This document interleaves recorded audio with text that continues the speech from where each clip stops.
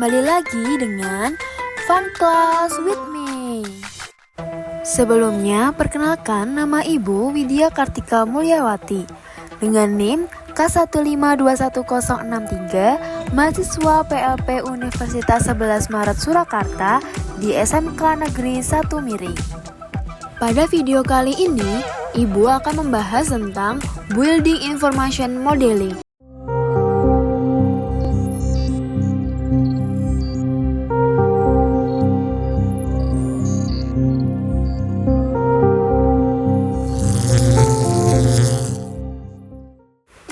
Topik bahasan kita kali ini yang pertama yaitu pengertian BIM. Yang kedua, latar belakang BIM.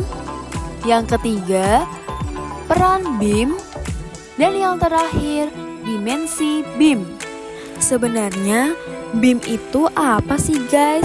Ada yang tahu nggak BIM itu apa? Nah, kalau kalian belum tahu, mari kita belajar bersama-sama ya. BIM merupakan kepanjangan dari Building Information Modeling. Building yang artinya bangunan, information yang artinya informasi, dan modeling yang artinya model. Di mana BIM atau Building Information Modeling adalah sebuah informasi mengenai pemodelan bangunan. Building Information Modeling merupakan teknologi dalam bidang AEC atau biasa disingkat dengan Architecture, Engineering, and Construction.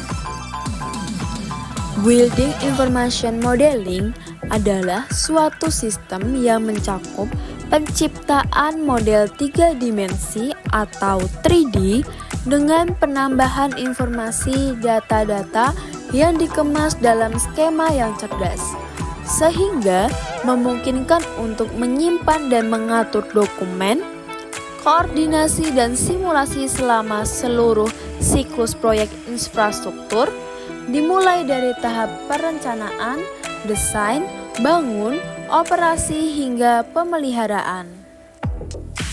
Selanjutnya, kita akan membahas tentang latar belakang Building Information Modeling. Kira-kira kalian tahu nggak bagaimana sebuah Building Information Modeling terlahir? Sebelum adanya BIM, semuanya masih dilakukan dengan cara yang paper-based dan banyak hal yang akhirnya menjadi sia-sia karena terdapat perubahan-perubahan yang terjadi sepanjang proses konstruksi. Selain itu, dengan secara manual mengakibatkan waktu yang cukup lama sehingga tidak efisien. Seiring dengan perkembangan zaman, teknologi dalam bidang konstruksi semakin berkembang hingga sekarang. Maka, terlahirlah sebuah sistem yang canggih dalam bidang konstruksi yang bernama Building Information Modeling. Konsep Building Information Modeling lahir pada tahun 1975. Namun, konsep ini masih terbatas dalam konsep 3D model.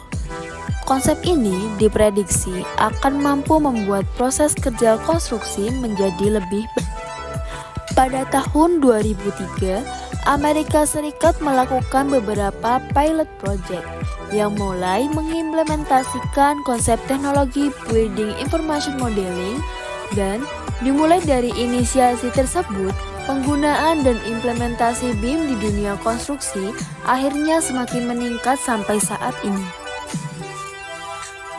Nah, banyak sekali nih aplikasi-aplikasi Building Information Modeling yang berkembang sampai saat ini, seperti Revit, SketchUp, ArchiCAD, Cubicos, Tekla, dan Allplan.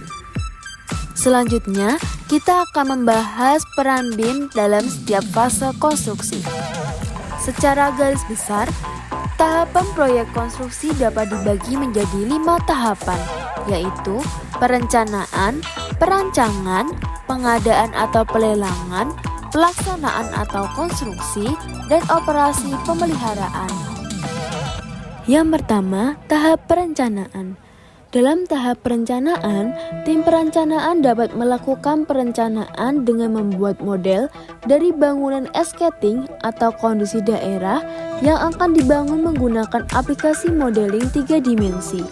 Pemodelan ini dibuat berdasarkan data dari hasil studi kelayakan, survei lokasi dengan menggunakan fotogrametri yang dapat menghasilkan model 3 dimensi dari lokasi rencana proyek, keadaan lingkungan, dan sebagainya. Kedua, tahap perancangan. Hasil pada perencanaan akan dievaluasi, lalu dibuat pendetailan dari model tersebut. Perhitungan detail baik struktur maupun non-struktural seperti kuantitas material dan estimasi biaya, sehingga akan didapatkan desain yang paling efektif dari hasil perhitungan itu. Selanjutnya yaitu tahap pelelangan atau pengadaan. BIM dapat dimanfaatkan oleh peserta lelang sebagai alat bantu untuk mengestimasi harga penawaran dari proyek tersebut. Karena dengan BIM, hal-hal seperti menghitung kuantitas material, pekerjaan, pembuatan BOQ, dan analisa harga satuan dapat dilakukan secara detail dengan visualisasi dari model BIM, sehingga akan tergambar dengan jelas pekerjaan yang akan dilakukan di lapangan nantinya.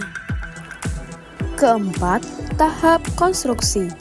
Dengan adanya penggunaan aplikasi, mulai dari tahap perencanaan, maka tingkat kesalahan dalam proses konstruksi dapat diminimalisir. Selain itu, dapat memastikan pekerjaan konstruksi di lapangan sesuai dengan yang sudah direncanakan.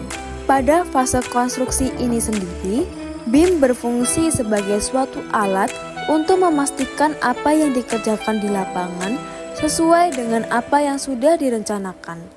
Dari model dan data di dalam BIM, kontraktor dapat membuat metode pengerjaan yang efektif, menghasilkan sub-drawing, serta menghindari adanya benturan instalasi yang dapat mengakibatkan pekerjaan ulang. Kelima, tahap operasi dan pemeliharaan. Dengan menggunakan ASBRIC model yang sudah dibuat, informasi mengenai data operasional dan pemeliharaan bisa ditambahkan ke dalamnya untuk keperluan pemilik proyek atau manajemen gedung pengoperasian dan pemeliharaan bangunan tersebut.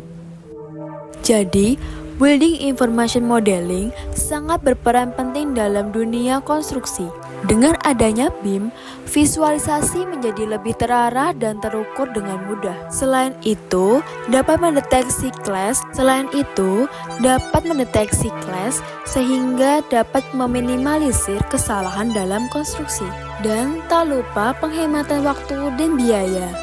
Selanjutnya kita akan membahas dimensi konstruksi Building Information Modeling atau BIM. Pemodelan Building Information Modeling tidak hanya mempresentasikan 2D dan 3D saja, namun keluaran yang dihasilkan oleh BIM dapat diperoleh 4D, 5D, 6D, bahkan 7D. Tahap BIM 3D berbasis pada Modeling Visualization atau objek pemodelan parametrik. Sedangkan BIM 4D terdapat time scheduling merupakan urutan dan penjadwalan material, pekerjaan, luasan area, waktu, dan lainnya.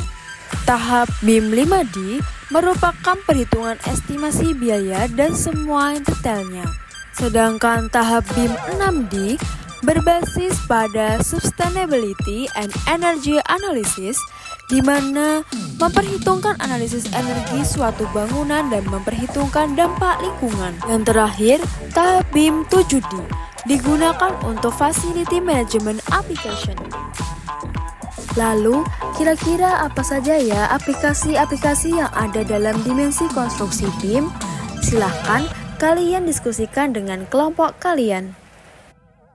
Bagaimana? Apakah kalian sudah paham? Jika sudah paham, terima kasih. See you the next video.